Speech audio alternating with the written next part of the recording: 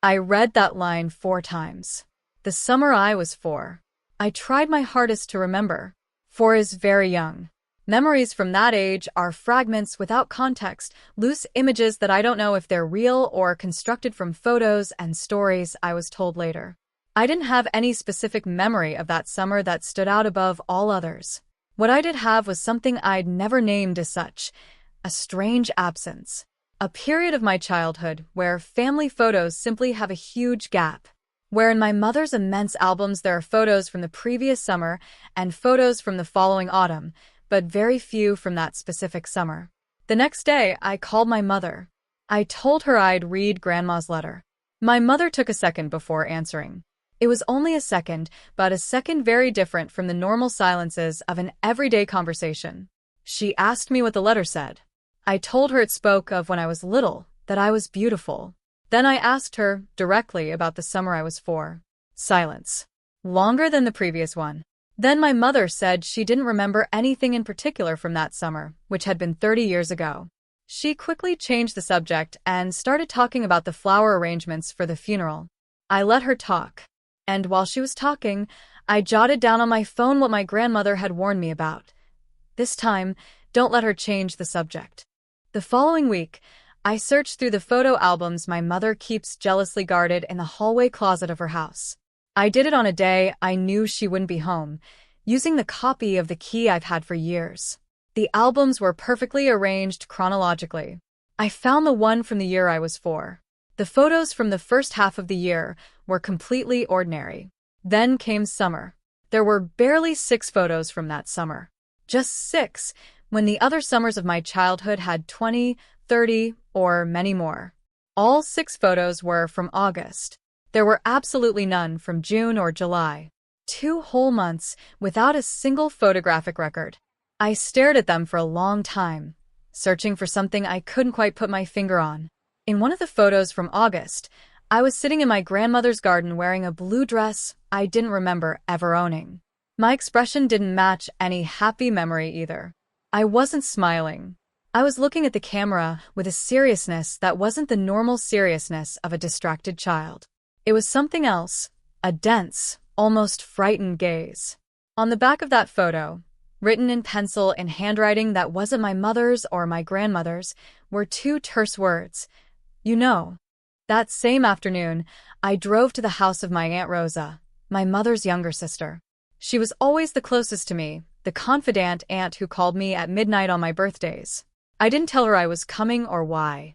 When she opened the door and saw my face, she didn't ask anything. She simply let me in and made me a dark coffee. We sat down in her kitchen.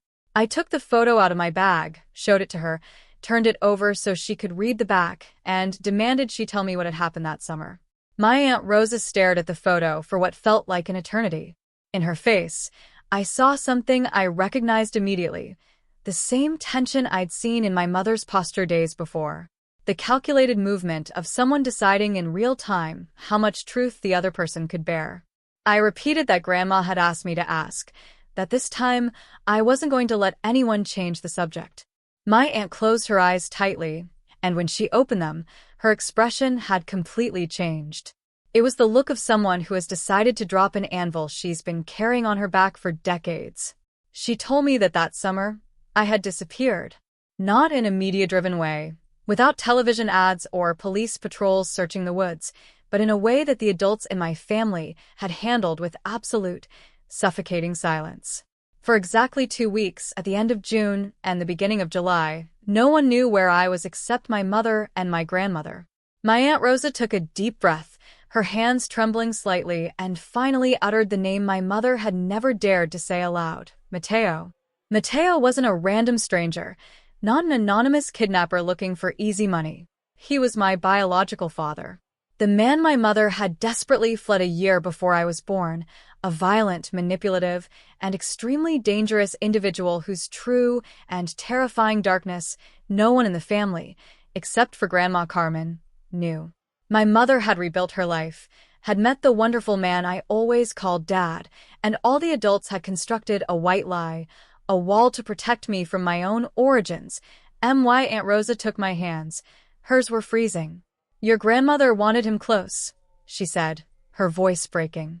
I didn't trust him to run off with the money and not come back 10 years later demanding more or trying to poison your mind. I preferred to have the devil himself at her doorstep, where he could watch her every step of the day.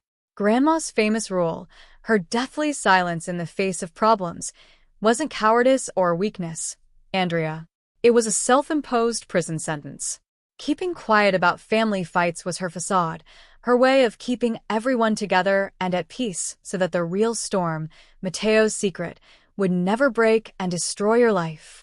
The revelation hit me with the force of a physical blow, rewriting every memory of my childhood in a matter of seconds. The note on the back of the photo, had been written by Mateo himself and slipped to my grandmother through the wooden fence of her garden, a couple of weeks after he'd brought me back. It was his twisted, cynical way of confirming that the deal was sealed, that he acknowledged she would be watching him relentlessly until the day he died. And that's exactly how it was. For 30 years, the taciturn owner of that workshop, the gray-haired man with grease-stained hands who sometimes waved to me from afar when I went to buy bread for Grandma, the man I always thought was just a lonely neighbor, was my biological father. My grandmother kept him at bay solely with the weight of her gaze, her unwavering presence, and the latent threat of her protective silence. Now that she was dead, the pact had evaporated. Her posthumous letter wasn't just a confession to ease her soul, it was an urgent warning. A changing of the guard. The shield that had protected me for 3 decades had just fallen, and now I had to know the truth to be able to face it, because the man who robbed me during that lost summer no longer had anyone to stop him from crossing the street.